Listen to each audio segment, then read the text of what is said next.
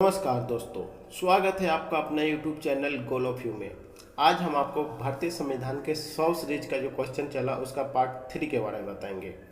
तो आज का पहला क्वेश्चन है, संविधान सभा के संवैधानिक सलाहकार कौन थे? तो संविधान सभा के संवैधानिक सलाहकार सर BN राव थे। संविधान सभा के संवैधानिक सलाहकार कौन थे? सर BN राव थे। नेक्स्ट क्वेश्चन है, विधि दिवस कब मनाया जाता है? तो विधि दिवस 26 नवंबर को मनाया जाता है। 26 नवंबर को मनाया जाता है। नेक्स्ट क्वेश्चन है, मंत्रिमंडल शब्द का उल्लेख किस अनुच्छेद में है? तो मंत्रिमंडल शब्द का उल्लेख अनुच्छेद 352 में है। मंत्रिमंडल शब्द का उल्लेख अनुच्छेद 352 में है। प्रथम बार राष्ट्रीय ध्वज कब फहराया गया था? तो प्रथम बार राष्ट्रीय ध्वज 26 जनवरी 1930 को फहराया गया था। प्रथम बार राष्ट्रीय ध्वज कब फहराया गया था? 26 जनवरी 1930 को फहराया गया था। ये BBI क्वेश्चन है, बार बार पूछा जाता है। शिक्षण संस्थाओं में धार्मिक शिक्षा का प्रतिबंध किस अनुच्छेद के तहत लगाया गया है? तो यह अनुच्छेद 28 के तहत लगाया गया है, जो कि मौलिक अधिकार के अंतर्गत आता है। कांग्रेस के किस अधिवेशन में पूर्ण स्वराज की घोषणा हुई थी? तो यह लाहौर अधिवेशन में हुआ था, जो कि 1929 में हुआ था। और इसकी अध्यक्षता कौन कर रहे थे? पंडित जवाहरलाल नेहरू कर रहे थे। इसकी अध्यक्षता कौन कर रहे थे? पंडित जवाहरलाल नेहरू कर रहे थे। मतदाता की आयु 21 वर्ष से घटाकर 18 वर्ष किस संविधान संशोधन के द्वारा किया गया है? तो यह 61वां संविधान संशोधन 1989। 61वां संविधान संशोधन 1989 के अंतर्गत किया गया था।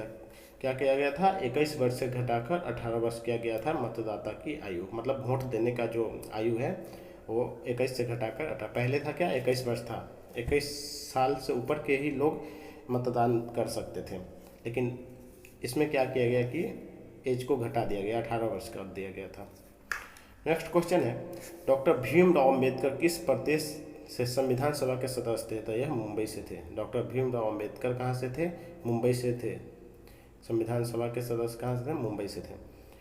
नेक्स्ट क्वेश्चन है, राष्ट्रीय ध्वज का डिजाइन किसने तैयार किया था? तो राष्ट्रीय ध्वज का डिजाइन पिंगली वेंकैया ने तैयार किया था। पिंगली वेंकैया ने तैयार किया था। राष्ट्रीय ध्वज का डिजाइन कौन तैयार किया था?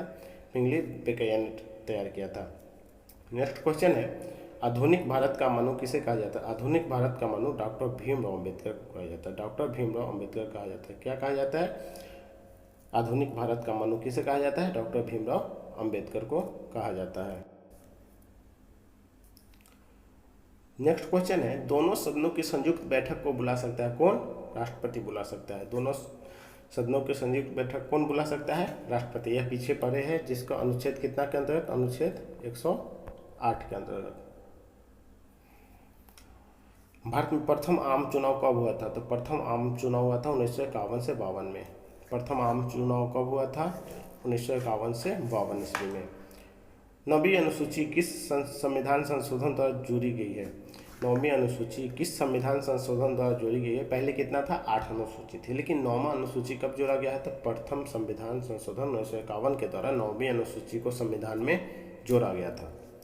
नेक्स्ट क्वेश्चन है, संविधान संशोधन द्वारा प्रस्तावना में संशोधन किस संशोधन के द्वारा किया गया है? संविधान संशोधन द्वारा प्रस्तावना में संशोधन किस संशोधन के द्वारा किया गया है? तो प्रस्तावना में जो संशोधन किया गया था, इसमें 42वां संविधान संशोधन के द्वारा किया गया था। क्या? 42वां संविधान संशोधन के द्वारा प्रस्तावना में संशोधन किया गया था।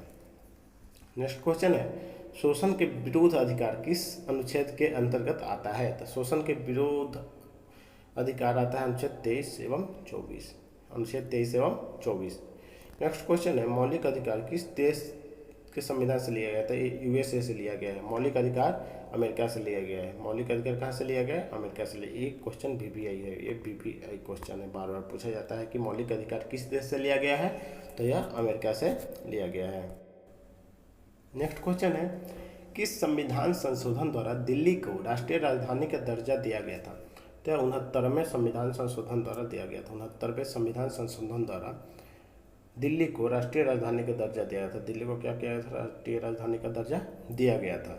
नेक्स्ट क्वेश्चन है, ईस्ट इंडिया कंपनी के शासन का अंत किस अधिनियम द्वारा किया गया? ईस्ट इंडिया कंपनी के शासन का अंत 1858 का भारत शासन अधिनियम द्वारा किया गया था। 1858 का भारत शासन अधिनियम द्वारा किया गया था।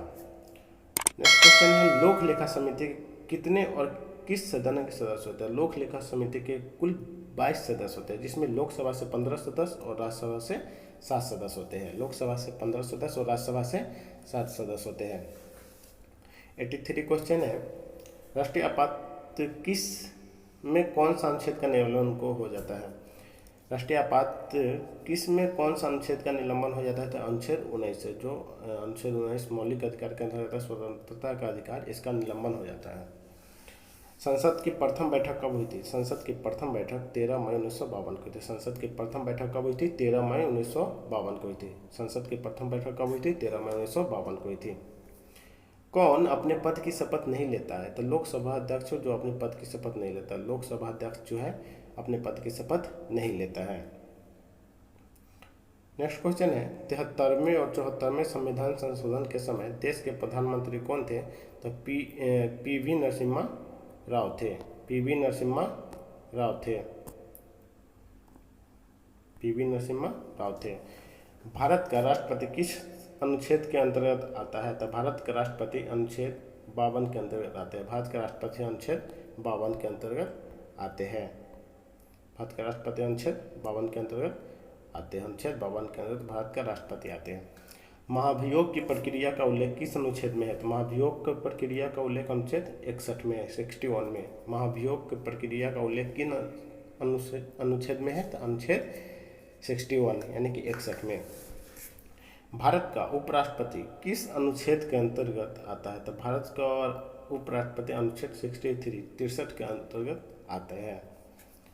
नेक्स्ट क्वेश्चन है, भारतीय संविधान का मैग्ना कार्टा किसे कहा जाता है? तो भारतीय संविधान का मैग्ना कार्टा भाग 3 मौलिक अधिकार को कहा जाता है। भाग 3 मौलिक अधिकार को कहा जाता है।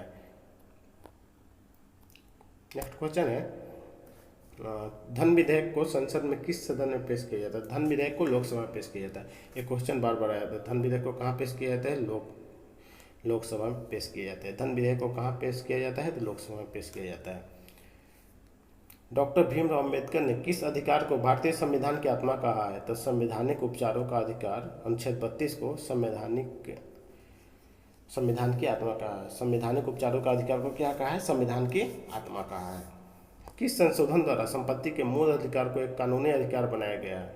तो यह 44वें संविधान संशोधन 1979 ईस्वी द्वारा 44वें संविधान संशोधन कब हुआ था? 1979 में हुआ था। उसी में संपत्ति के मूल अधिकार, मतलब पहले संपत्ति का अधिकार था, मूल अधिकार में था, जो अब एक कानूनी अधिकार है। ठीक है।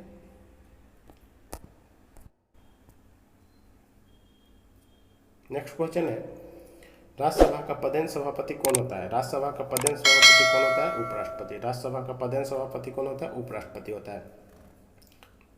केंद्र और राज्य के बीच संबंध संवर्ती सूची प्रस्तावना की भाषा कहाँ से लिए गए हैं? केंद्र और राज्य संबंध, संवर्ती सूची, प्रस्तावना की भाषा, ये सब कहाँ से लिए गए? तो ऑस्ट्रेलिया से लिए गए। ये सभी जो है ऑस्ट्रेलिया के संविधान से लिए गए हैं। राष्ट्रपति संसद में कितने सदस्य मनोनीत करते हैं? तो यह 14 सदस्य को मनोनीत करते हैं, जिसमें से राज्यसभा में 12 सदस्य मनोनीत करते हैं और लोकसभा में 2 सदस्य मनोनीत करते हैं। नेक्स्ट क्वेश्चन है, प्राक्कलन समिति में कितने और किस सदन के सदस्य होते हैं? प्राक्कलन समिति में लोकसभा के 30 सदस्य होते हैं। प्राक्कलन समिति में लोकसभा के 30 सदस्य होते हैं। प्राक्कलन समिति में लोकसभा के 30 सदस्य होते हैं। नेक्स्ट क्वेश्चन है, धन विधेयक किस अनुच्छेद के अंतर्गत आते हैं? धन विधेयक अनुच्छेद 110 के अंतर्गत आते हैं। धन विधेयक अनुच्छेद 110 के अंतर्गत आते हैं। और धन विधेयक कहाँ पेश किया जाता है? धन विधेयक लोकसभा में पेश किया जाता है। प्रांतीय संविधान समिति के अध्यक्ष कौन थे? प्रांतीय संविधान समिति के अध्यक्ष सरदार वल्लभ भाई पटेल थे। प्रांतीय संविधान समिति के अध्यक्ष कौन थे? सरदार वल्लभ भाई पटेल थे। संसद में धन विधेयक को प्रस्तुत करने के पूर्व किनकी अनुमति आवश्यक है? संसद में धन विधेयक को प्रस्तुत करने के पूर्व किसकी अनुमति आवश्यक है? तो यह राष्ट्रपति की अनुमति आवश्यक है। राष्ट्रपति की अनुमति आवश्यक है। राष्ट्रपति की अनुमति आवश्यक है।